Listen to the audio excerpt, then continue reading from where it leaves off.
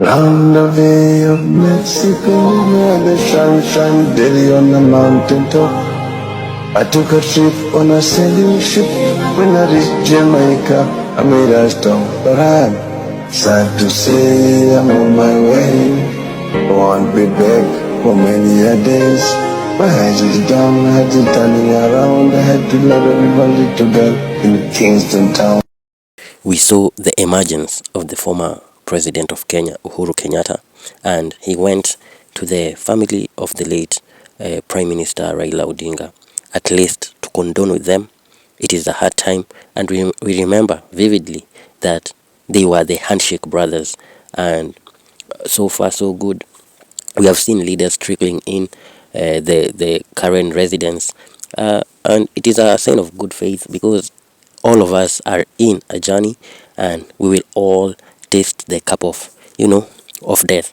But there is a cryptic message that Uhuru sent, and all over the years I have seen him having jabs on Right Honorable Raila, and this was back and forth, and both parties used to throw words, not until they came into an agreement and they became the handshake brothers.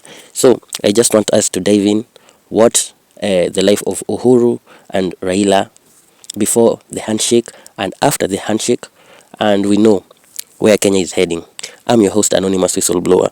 Kindly consider subscribing if you're new, and let's dive into what really matters. Now, we have seen time and time again this political class playing games with Kenyans.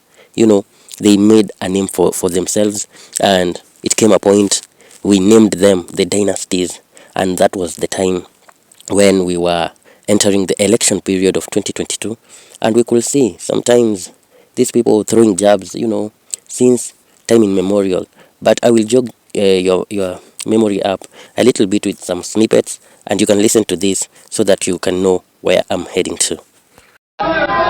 Huyo ndio ule mtu ambaye anawaambia Wakenya na kivunjo usikie, kwa sababu mimi siongei juu ya watu wa Nyanza province. I am not talking about a community.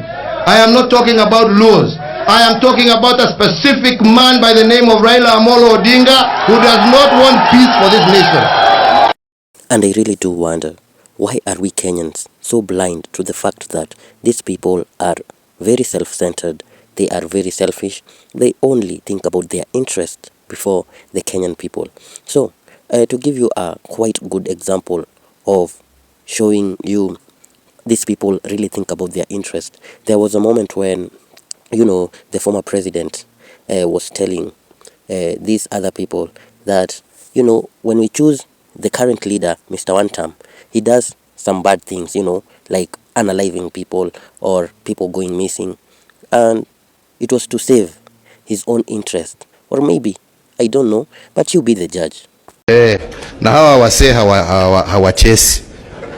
I'm telling you, hawachesi na hawacheki. Tutasoma sisi tu kwa magazeti.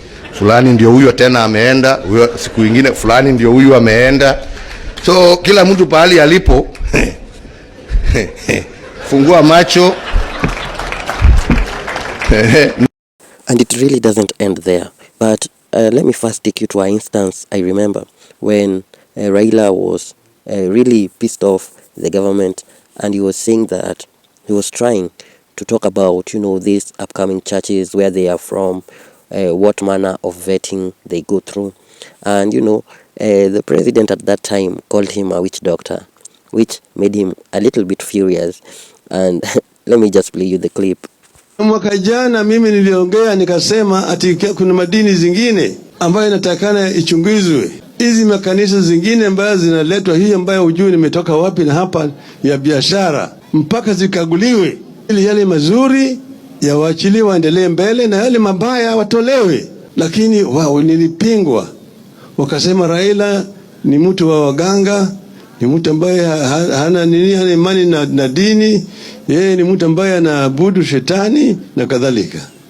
And all I'm trying to do is to show you that this political class doesn't give a flying F about you, doesn't think about you. They put their interest first before you.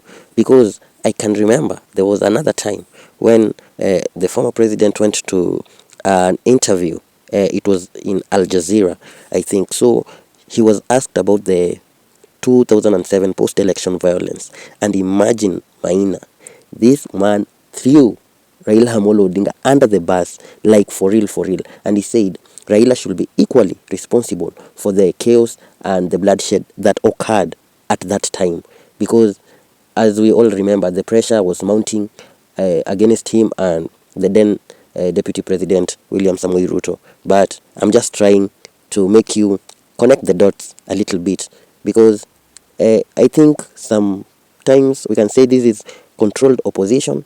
Was Baba a controlled opposition? Because as far as we are saying, he was opposing the government, but he is always in the government. Am I wrong? Let me ask you this. Raila Odinga isn't facing trial at the ICC. Should he? Should he have been on the Ocampo list? The question that I was asked by Mr. Ocampo when we were at the pre-trial, was whether Raila Odinga should face criminal charges at the ICC. I said, I am not an investigator, but what I do know is that Raila Odinga has political responsibility for the chaos that occurred in 2007. I stand by that position. And now I came to understand why they say there are no permanent enemies in politics, because politics is like a game. They are playing with the masses. And who are the masses? The masses are the common mwananchi, like me and you, the people who go to the ballot each and every time to vote for them to be our leaders. And this is how they treat us. They act like they are fighting. The next day they are together. The next day they are doing deals. The next day they are enemies. Even you can't keep up. Even keeping up with the Kardashians is much easier than keeping up with politicians.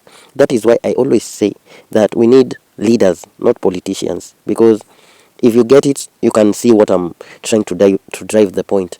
Now, there was a time even the former president said it is not personally the Luo community. It is about one man. It is personally the former prime minister. So former president was against the former prime minister. But we Kenyans don't see that, because they came into a handshake.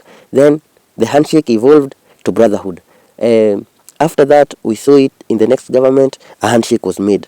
And this president and the immediate former made their own handshake too. It is very, very diabolical. This politics of Kenya can make you die even before your age, because so much things are happening that can make you lose your life for nothing. Ndio mimi nasema hata kwa watu wa Nyanza, sisi hatuna shida, tuko tayari kuungana pamoja na hawa. Shida yetu ni mtu mmoja tu peke yake.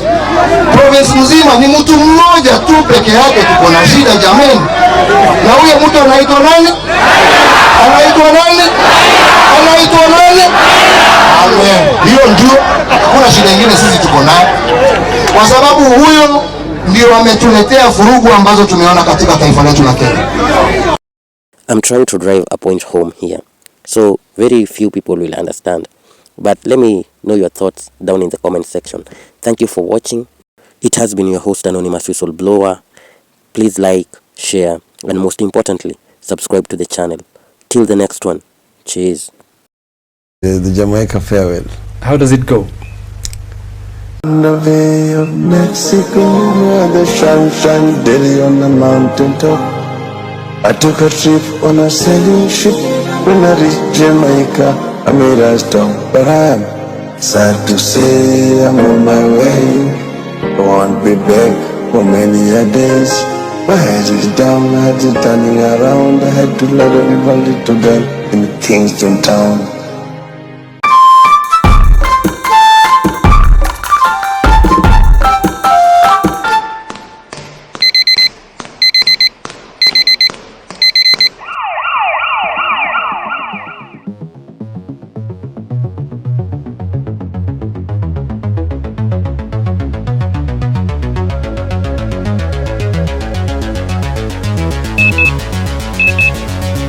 Stand by in 3, 2, 1, go.